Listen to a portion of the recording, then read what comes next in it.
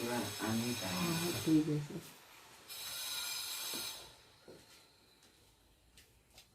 Welcome to back away classes में आप सभी बच्चों का स्वागत है। तो आज हम लोग सीखेंगे क्लास 10th का पहला चैप्टर है वास्तविक संख्याएं। तो वास्तविक संख्या के अंतर्गत हम लोग सबसे पहले क्या पढ़ते हैं, यूक्लिड विभाजन प्रमेयिका। तो इसके अंतर्गत क्या होता है कि दो धनात्मक पूर्णांक a और b दिए रहने पर ऐसी अद्वितीय पूर्ण संख्याएं q और r विद्यमान है कि a बराबर बी क्यू प्लस आर, जहां r क्या होगा, 0 से बड़ा होगा और 0 के बराबर हो सकता है, और b जो होगा वो r से क्या होगा, बड़ा होगा, यानी b से छोटा और r से बड़ा होगा। तो इसके लिए हम लोग इस चीज को समझना बहुत जरूरी है, इस कॉन्सेप्ट को समझना बहुत जरूरी है। तो a बराबर क्या दिया हुआ है कि बी क्यू प्लस आर। तो यहाँ पे a जो होता है वो उसको हम लोग क्या कहते हैं, भाज्य कहते हैं। अब b को क्या कहते हैं, भाजक कहते हैं। और q को क्या कहते हैं, भागफल कहते हैं। और r को क्या कहते हैं, शेषफल। इसके लिए हम एक उदाहरण लेते हैं, जैसे 5 और 23 है। तो यहाँ पे a बराबर क्या हो जाएगा, 23, यानी जो बड़ा रहता है उसी को हम लोग a मानते हैं, जो छोटा रहेगा उसको b मानेंगे, क्योंकि भाज्य जो होता है वो सबसे क्या होता है, बड़ा होता है। अगर हम लोग 5 को 23 में भाग दें तो 5 चौके 20, आपका शेषफल क्या बच जाएगा, घटाने के बाद 3 हो जाएगा।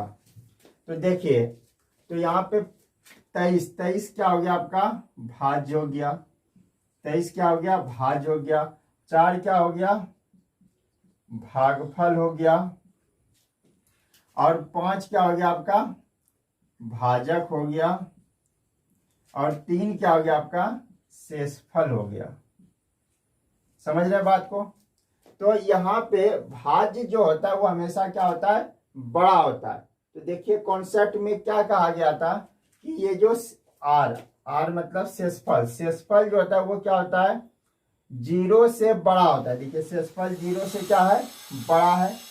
और b से क्या होता है, छोटा। तो यहाँ पे b क्या हो जाएगा, भाजक। b क्या हो जाएगा, भाजक।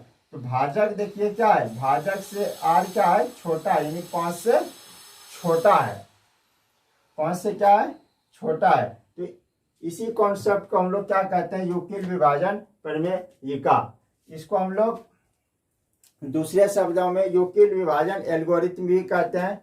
और इसी यूक्लिड विभाजन एल्गोरिथम के तहत हम किसी भी 2, 3, 4 संख्याओं का हम लोग एचसीएफ निकालते हैं। ठीक है, तो हम लोग एचसीएफ निकालने के लिए भी एक कॉन्सेप्ट लेते हैं। जैसे हम लोगों को मान लीजिए, इसको मिटा देते हैं।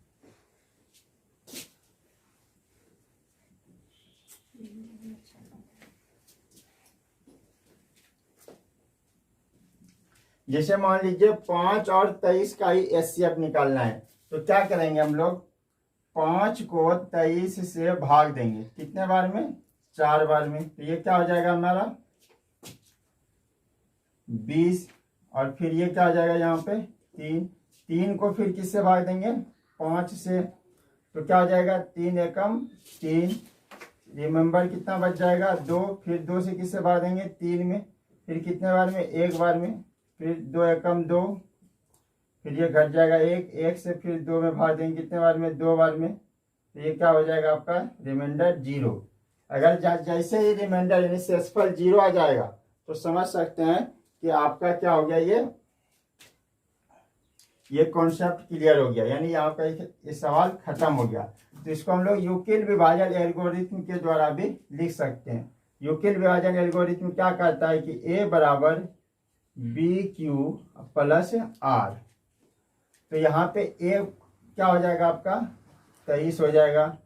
अब b क्या हो जाएगा, b क्या हो जाएगा 5 हो जाएगा। और भागफल क्या हो जाएगा, यानी 4। अब प्लस शेषफल क्या हो गया आपका 3। तो फिर देखिए 3 को फिर 5 से भाग दे रहे हैं। तो यहाँ पे आप भाजक क्या हो जाएगा आपका, यानी a क्या हो जाएगा 5 बराबर 3 गुना 1 और शेषफल क्या आ जाएगा 2, तो +2 लिख देंगे। फिर 3 बराबर क्या हो जाएगा 2 गुना 1। जैसे ये आपको सिर्फ भाज्य को देखना है तो पहले नंबर पे भाज्य कौन होगा भाई 23 होगा। तो भाज्य बराबर क्या होता है भाजक गुना भागफल प्लस शेष। तो भाजक क्या हो जाएगा 5 गुना भागफल 4 और शेषफल 3। तो वही तो लिखे है 5 गुना 4 प्लस 3। फिर यहाँ पे दूसरे नंबर पे भाज्य कौन हो जाएगा 5। तो क्या हो जाएगा भाजक 3 गुना 1 शेषफल कौन हो जाएगा 2।